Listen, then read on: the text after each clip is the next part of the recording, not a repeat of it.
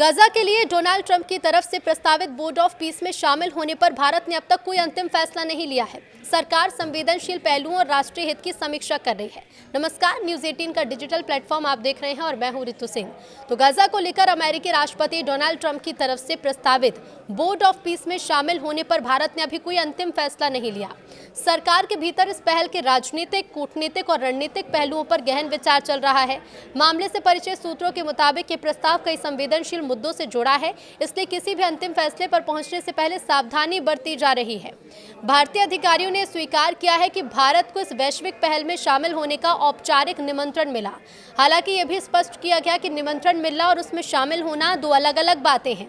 भारत की विदेश नीति लंबे समय से संतुलन और रणनीतिक स्वायत्तता पर आधारित है, जिसे ध्यान में रखते हुए इस प्रस्ताव की समीक्षा की जा रही है। सूत्रों के मुताबिक भारत का पारंपरिक रुख अब भी वही है कि इजराइल फिलिस्तीन संघर्ष का स्थायी समाधान केवल दो राष्ट्र सिद्धांत के जरिए संभव है। अब भारत ऐसे हर प्रयास का समर्थन करता है जो क्षेत्र में स्थायी शांति और स्थिरता की दिशा में ईमानदारी से आगे बढ़े, लेकिन किसी भी बहुपक्षीय मंच में शामिल होने से पहले उसके दीर्घकालिक प्रभाव को परखना जरूरी माना जा रहा है।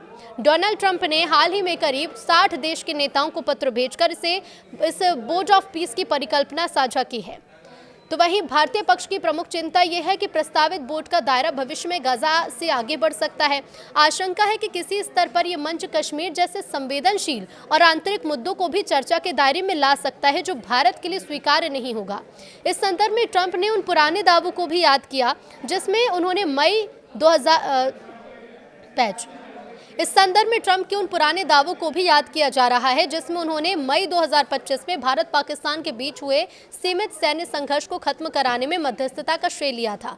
भारत ने तब साफ कर दिया था कि संघर्ष विराम दोनों देशों के सैन्य अधिकारियों के बीच सीधी बातचीत का नतीजा था, न किसी तीसरे पक्ष की मध्यस्थता का।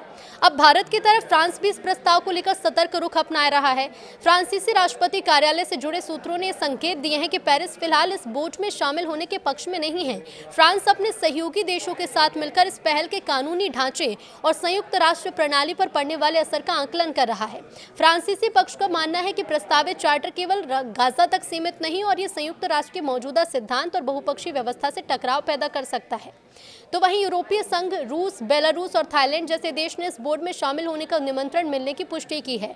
कनाडा के प्रधानमंत्री मार्क कार्नी ने कहा है कि उन्होंने इस प्रस्ताव को सैद्धांतिक रूप से स्वीकार कर लिया, हालांकि अंतिम शर्तें तय होना बाकी है। बताया जा रहा है कि ये बोर्ड गाजा में इजरायल और हमास के बीच हुए युद्ध विराम समझौते के दूसरे चरण से जुड़ा है। व्हाइट हाउस ने इस योजना को लागू करने के लिए कार्यकारी समिति के गठन की घोषणा भी की। समिति में अमेरिकी विदेश मंत्री मार्को रूबियो, ब्रिटेन के पूर्व प्रधानमंत्री टोनी ब्लेयर, मध्य पूर्व के लिए अमेरिकी विशेष दूत स्टीव विटकॉफ, जेरेड कुशनर और विश्व बैंक अध्यक्ष अजय बंगा जैसे नाम शामिल हैं।